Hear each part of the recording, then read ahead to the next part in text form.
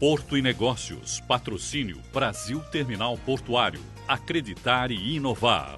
Apoio Grupo Gelog, Grupo Iaman e Grupo Intersat. Apoio institucional Concais. Realização Santa Cecília TV, 22 anos.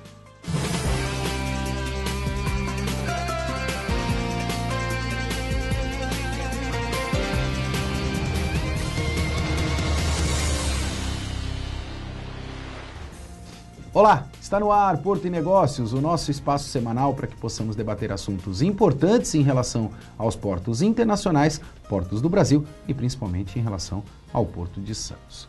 Esta semana, recebo aqui nos estúdios da Santa Cecília TV um dos conhecedores desse tema tão importante para o Porto de Santos, que são os commodities. Recebo Flávio da Rocha Costa, gerente de logística da Eldorado Brasil. Flávio, obrigado pela tua presença, um prazer enorme te ter aqui no Porto e Negócios para levar informação de qualidade à nossa comunidade e sociedade portuária. Então, prazer estar aqui e falar um pouquinho aí do mercado aí de celulose e de commodities no Porto de Santos. Flávio, para a gente iniciar o nosso debate, eu preciso te questionar qual é o papel do Porto de Santos para as operações da Eldorado Brasil.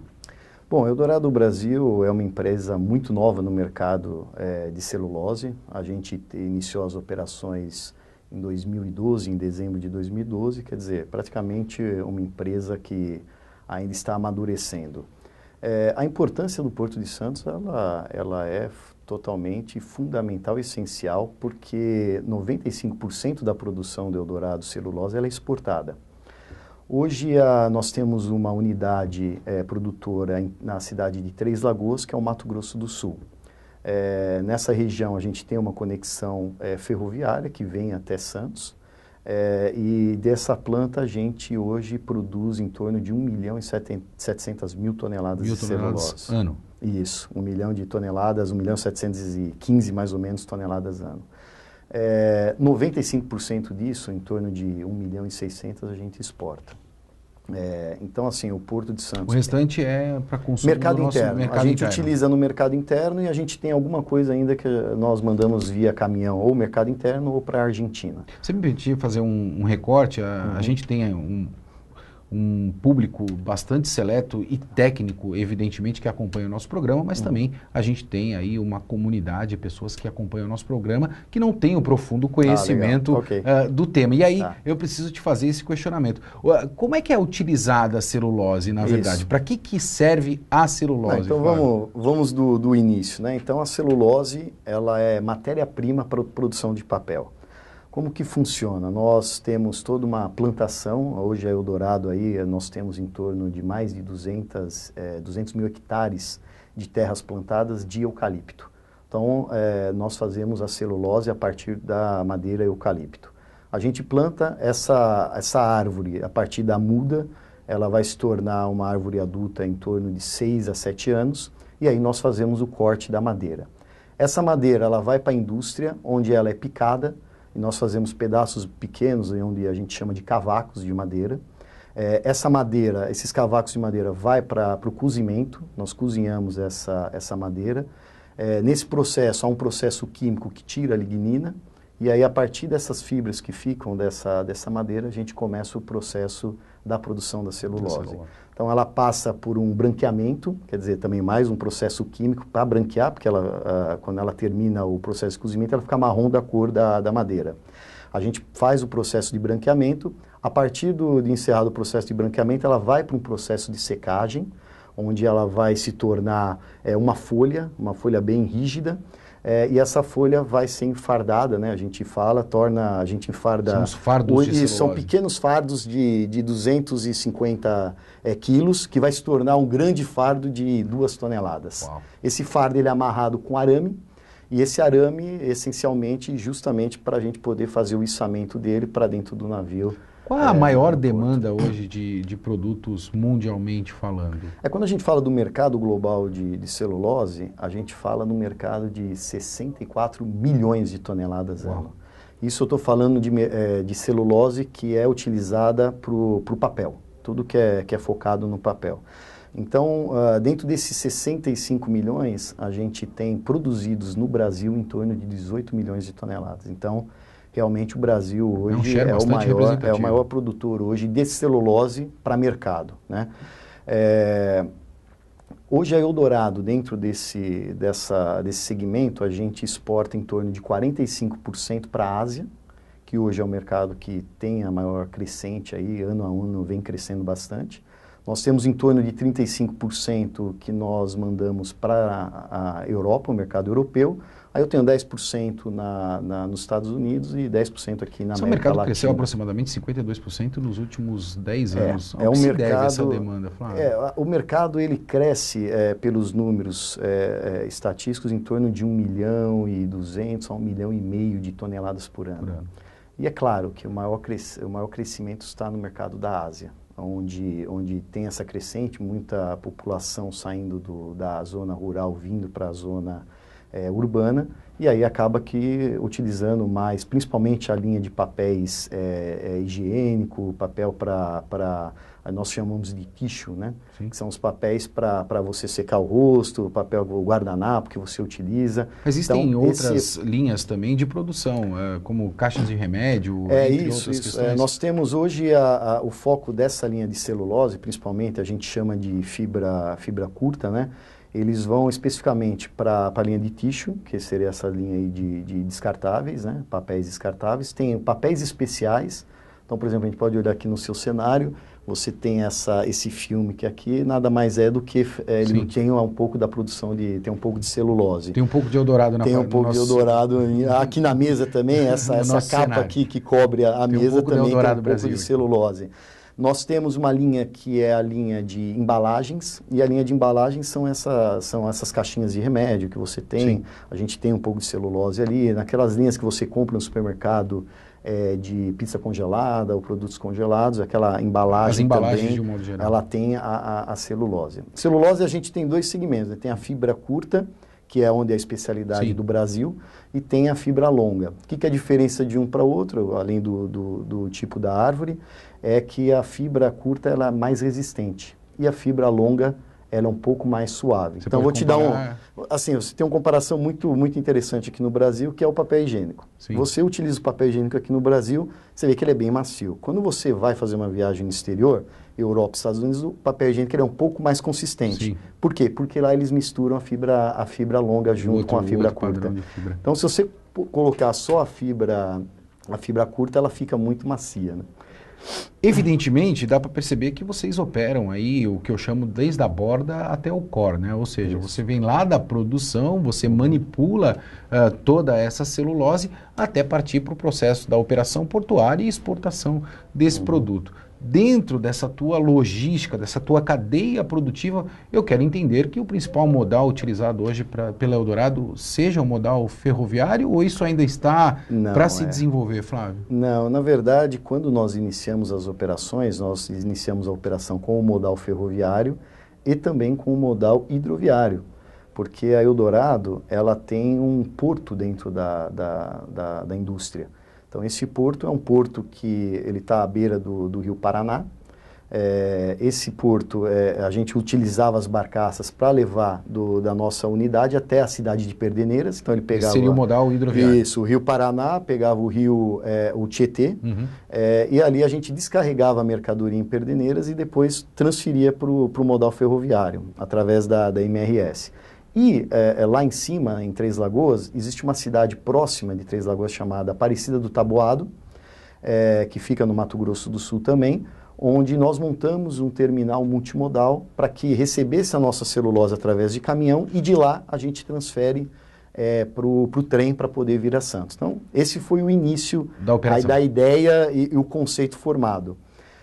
Durante o nosso período aí de operação, nós tivemos algumas situações, sendo a primeira a crise hídrica, isso a gente está falando aí de 3 ou 4 anos atrás, onde o rio Tietê, por ordem do governo, acabou que sendo utilizado a água para gerar energia, isso reduziu o calado da hidrovia e a gente ficou totalmente sem operação da hidrovia. Isso deve ser a falta de planejamento? A gente percebe que cada vez mais a iniciativa privada ela vem sendo afetada em virtude dessa falta de planejamento político mesmo dentro do nosso país, Flávio?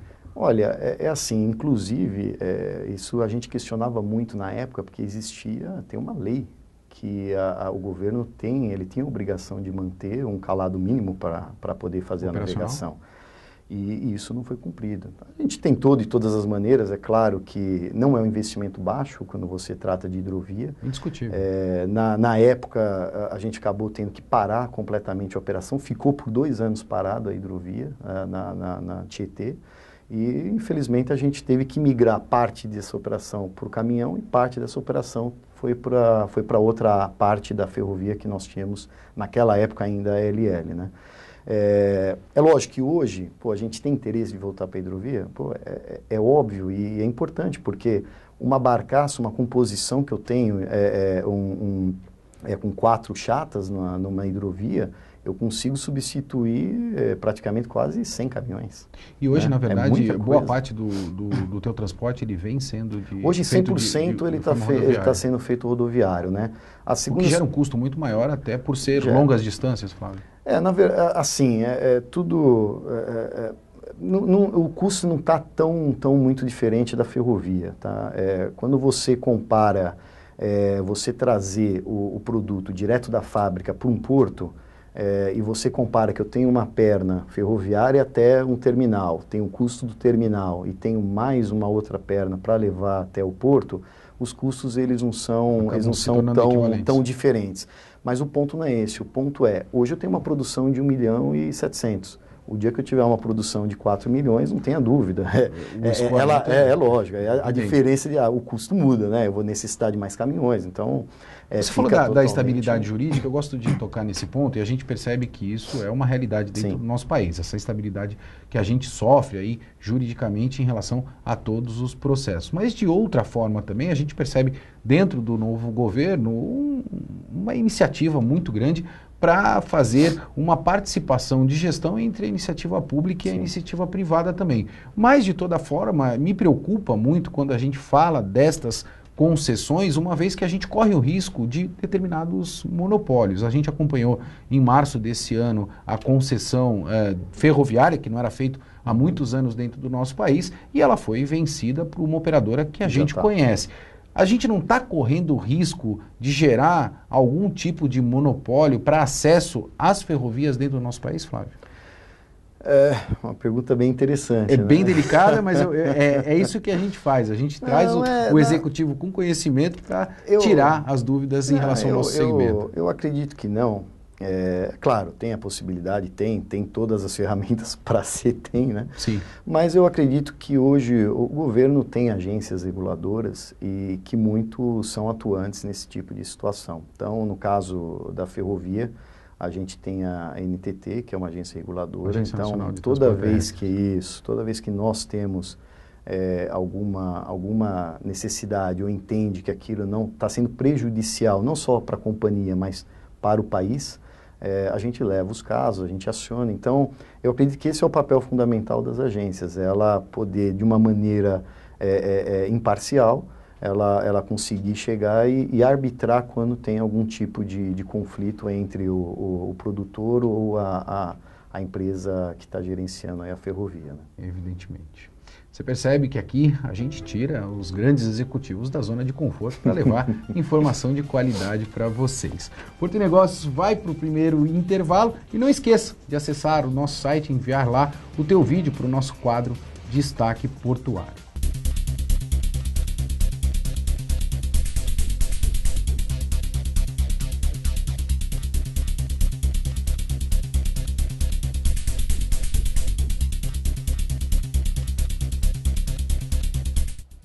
Nada de ponte ou túnel submerso. A alternativa que o governo da Noruega encontrou para que as estradas do país cortem seus enormes fiordes é um ambicioso projeto de túnel submerso flutuante. A obra de engenharia é considerada uma das mais complexas até hoje, ligando as cidades de Kristiansand, no sul da Noruega, até o norte, em Trondheim. Hoje, a viagem entre os dois pontos, de 1.100 quilômetros, demora 21 horas e exige 6 passagens de balsa. A empresa Vyvansen, responsável pela proposta, afirma que o percurso cairia para 10 horas. O projeto prevê tubos gigantes submersos a até 30 metros da superfície da água, sendo cada um responsável por uma mão de direção, suspensos por estruturas flutuantes, podendo ser ancoradas em formações rochosas para o túnel não se movimentar em situações climáticas adversas.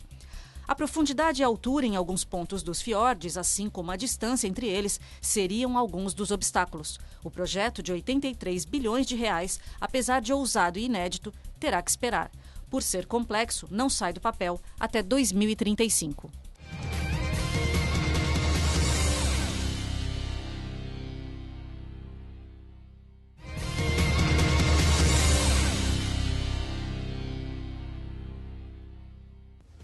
Estamos de volta com o Porto e Negócios. Eu sou o Maxwell Rodrigues. E não esqueça de acessar o nosso site e fazer parte de um dos grupos de WhatsApp para que você possa debater com todos os nossos moderadores e também com os nossos convidados. Nós temos agora o nosso Instagram e a nossa produção vem preparando muitas novidades para você. Não esqueça de acessar também o nosso Instagram e fazer parte desta comunidade tão importante quanto é o nosso programa Porto e Negócios. Essa semana estou aqui com o gerente de logística Flávio Rocha, da Eldorado Brasil. No último bloco, debatemos inúmeros assuntos e eu quero retomar um assunto que é importante principalmente para o Porto de Santos. Flávio, a gente percebe que as operações no Porto de Santos, principalmente no que se refere ao commodities, vem crescendo vertiginosamente. Qual é o plano, o planejamento estratégico, principalmente da Eldorado Brasil, para os próximos anos no tocante ao Porto de Santos? A gente pode esperar novos investimentos? Sim, com certeza. Hoje, Eldorado, pela situação que nós estamos nas condições de fazer o transporte por caminhão, hoje a gente não utiliza 100% da nossa produção, não utiliza o Porto de Santos. Então, a gente tem aqui por volta de 70% da nossa operação é escoado pelo Porto de Santos através de breakbulk container, e nós temos 30% da nossa operação que a gente escoa pelos portos do Sul. Por incrível que pareça, mesmo com a distância que nós temos dos portos do Sul, ele se torna ainda mais vantajoso na operação até colocar... Ao que se deve esse fato, Flávio? Por que essa operação nos portos do Sul? O custo portuário no Sul, ele é mais competitivo ao custo que a gente tem hoje dentro do Porto de Santos. Talvez isso reafirme, principalmente, algumas ponderações que já foram colocadas aqui no programa da equiparação do ISS do Porto de Santos com outros portos. E a gente percebe claramente que cada vez mais os portos do sul do país vêm se tornando muito competitivos. É certo afirmar isso, Flávio? Eu não sei se seria só... Eu acho que é um conjunto, né? Eu acho que tem o custo da mão de obra, eu acho que tem a abertura maior que a gente consegue com os sindicatos no Sul, alguma negociação, principalmente na parte de mão de obra. A gente consegue ter uma operação um pouco mais produtiva, mais ágil, né, em comparação do que a gente tem hoje em Santos. Mas é óbvio, o nosso objetivo é estar com a maior parte da operação, manter e incrementar essa operação no Porto de Santos. Até em virtude do volume de crescimento que vocês vêm tendo, né? Hoje a gente está com uma produção de 1.700.000, temos um projeto para que a gente possa chegar em 4.200.000, quer dizer, mais do que dobrar, e não tenha dúvida que eu tenho que escoar isso principalmente pelo Porto do Hoje a proporcionalidade Santos, né? É 70% Santos e 30%, e 30% os portos do Sul. Eu utilizo também 50% eu opero em breakbulk, 50% carga em solta e container. Isso. Mas a gente está bem esperançoso com agora o novo time aí do Ministério da Infraestrutura. A gente vem tendo conversas bastante com o governo com relação ao crescimento da celulose e a necessidade do governo disponibilizar áreas para a celulose no Porto de Santos. A gente precisa ter uma área onde eu consiga chegar com o trem e que eu esteja na beira do cais para poder fazer a operação. Então, me permite fazer um recorte e me traz com exclusividade. A Eldorado vai assumir o terminal da Libra? Não, saiu bastante na mídia, né? O pessoal virou, Flávio, vocês estão indo para a Libra? Eu falei, olha, a gente não está sabendo, mas, com certeza, para a gente, lógico, nós temos interesse. Se a gente tiver a possibilidade, lógico, o governo está fazendo os estudos na área da Libra, está fazendo estudos em outras áreas do Porto de Santos, onde os contratos já estão vencidos, e a gente está bem esperançoso que saia uma área para para a operação de celulose e a gente participar do BID, né? Então tem todo ainda um processo aí de estudo, analisar qual que vai ser a proposta. Um contrato de transição pode ser levado em consideração ou, na verdade, a gente vai esperar mesmo um novo BID, Flávio? Então, o contrato de transição é algo que a gente precisa... o problema é que o contrato de transição é um período muito curto, né? Então, você vai fazer, de repente, um investimento num período curto, às vezes a conta não fecha. Você não consegue nem gerir o teu CAPEX e o teu Então, OPEX justamente. ali, né? Então, tem alternativas de fazer um contrato de transição? Tem. Aí precisaria sentar e entender um pouco mais detalhadamente. Mas hoje, como a gente está num terminal que fica distante do berço, tem toda a possibilidade de a gente avaliar qualquer possibilidade de a gente ser mais produtivo, estar próximo do berço de atracação. Né? Flávio, a gente não pode deixar de tocar nesse tema, e eu sempre gosto de tratar esse assunto, porque nós estamos em 2019. Como é que está a questão de automação e tecnologia, principalmente dentro das operações da Eldorado Brasil? Esse é um ponto que a gente vem trabalhando forte. A gente vem trazendo ideias do que já vem sendo feito no exterior. Então, eu pelo menos aí já visitei muitos portos aí para tentar entender o que eles estão trazendo de tecnologia. A gente tem uma meta até para a nossa equipe do terminal de Santos, que a gente tem uma meta até o final do ano nós automatizarmos uma ponte rolante. Hoje a gente tem um complexo em Santos, onde a gente tem um volume ali para 10 mil metros quadrados, é uma operação muito pequena, até por isso que eu preciso jogar isso para o sul, né? A gente consegue fazer um empilhamento bom dos fardos, em até 5 de alta, e lá nós temos 3 pontes rolantes. Então a gente tem como meta, até o final do ano, pegar uma dessas 3 pontes rolantes e automatizar ela. E é claro, a gente já está olhando operações onde, para o RFID, esse é um estudo que a gente até chegou a fazer uma análise há algum tempo atrás, só que ainda não era viável financeiramente, até pelos investimentos pelo custo que do tem. TAG ainda, né? O custo do TAG é bastante elevado. Hoje eu estou ouvindo falar que já está chegando num valor mais adequado, até porque o TAG nosso tem que ser diferenciado, porque ele vai na linha de produção do nosso cliente, né? Então eu acredito que a gente deva ter algum cenário até o meio do ano, mas o TAG é muito importante para a gente utilizar a tecnologia de RFID. E também a gente está trabalhando num sistema de spreader, porque hoje o que acontece? Para você poder içar a celulose na beira do cais ou em qualquer outra operação, você precisa de alguém para ir lá e botar um clipe no arame da celulose. Sim. E aí esse clipe vai içar o arame e a celulose para dentro do navio.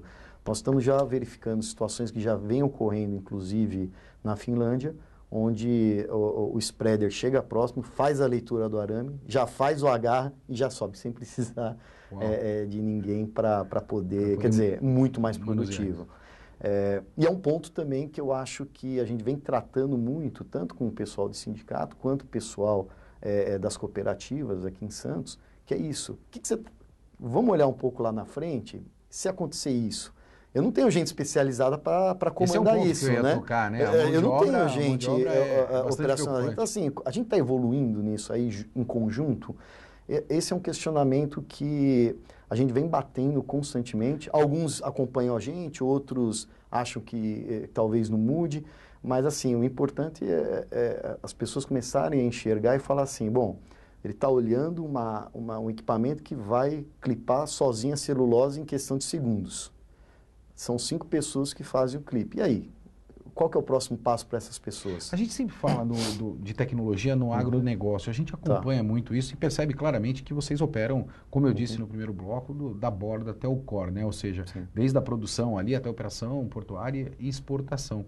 Esta questão de tecnologia e mão de obra ali no agronegócio mesmo, na produção, isso me parece que está bastante resolvido. Como é que você equacionou essa questão da mão de obra? E a gente está muito atrasado na operação portuária nessa relação tecnológica? Na questão da florestal, né, realmente eles estão em outro patamar de tecnologia. Hoje todos os controles de crescimento da floresta, da qualidade da madeira que está sendo plantada, é tudo feito por câmeras, por drones, né? Sim. Então, assim, a gente está bem...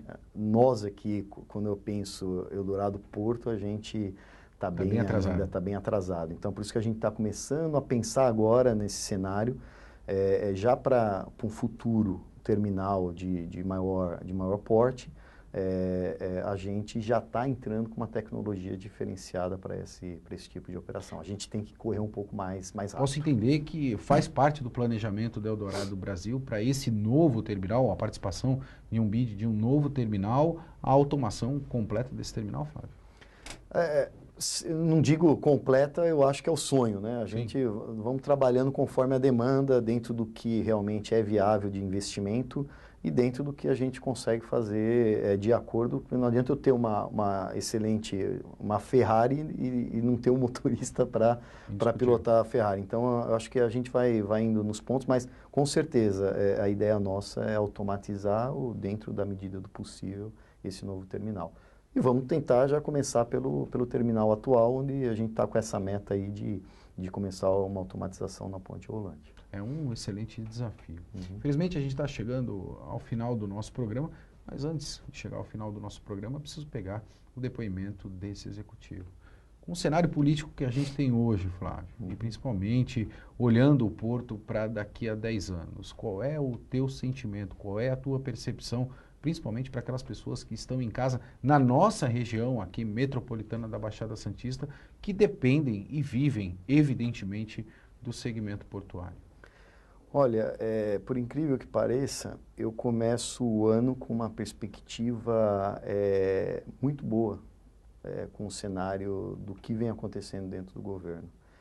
A gente sempre teve bons relacionamentos com as áreas técnicas do governo, e vou te falar que de todas, desde da Secretaria Nacional dos Portos, desde da empresa brasileira EPL de planejamento logístico, isso, e até aqui na Codesp, o time que estão sendo colocados são times estritamente técnicos e que estão aí para poder fazer acontecer alguma coisa diferente. E é claro, a gente quer estar junto dessa mudança. Óbvio, né? Tudo que é novo, às vezes, tem alguns conflitos, você tem alguns problemas, não é tudo, você não agrada 100% das pessoas, mas eu posso te falar que desde do secretário lá, o Piloni, equipe, que é o Fábio, o Disney, mais a turma aqui da Codesp através do Tércio, eu vou te falar que, assim, tem tudo para dar certo. O barco está todo mundo alinhado para o mesmo caminho. Agora é remar, trabalhar, acordar cedo, dormir tarde, botar o negócio para acontecer, tentar trazer quanto mais pessoas junto com a gente nesse processo, que aí eu digo, são os sindicatos, são as pessoas que trabalham nas cooperativas e a gente tentar remar para o mesmo caminho. Infelizmente, a gente chegou ao final do nosso programa e eu quero, antes de mais nada, agradecer ao Flávio. Obrigado. Flávio, muito obrigado por estar presente aqui. A gente sabe o quanto a tua agenda é concorrida e disponibilizar um espaço de um executivo como você no nosso programa Porto e Negócios é um prazer enorme para nós. Obrigado pela oportunidade de falar aqui, né, sobre a nossa operação, falar um pouco aí do mercado. E estamos aí. Quando precisar, é só chamar a gente. Pode ter certeza que você vai retornar aqui na poltrona do Porto e Negócios. Porto e Negócios vai ficando por aqui. E lembre-se, você não é derrotado quando perde. É derrotado quando desiste. Um forte abraço e até semana que vem.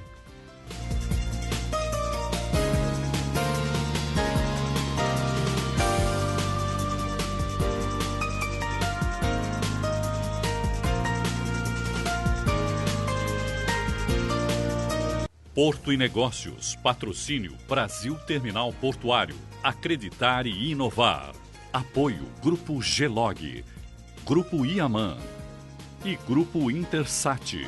Apoio institucional Concais. Realização Santa Cecília TV, 22 anos.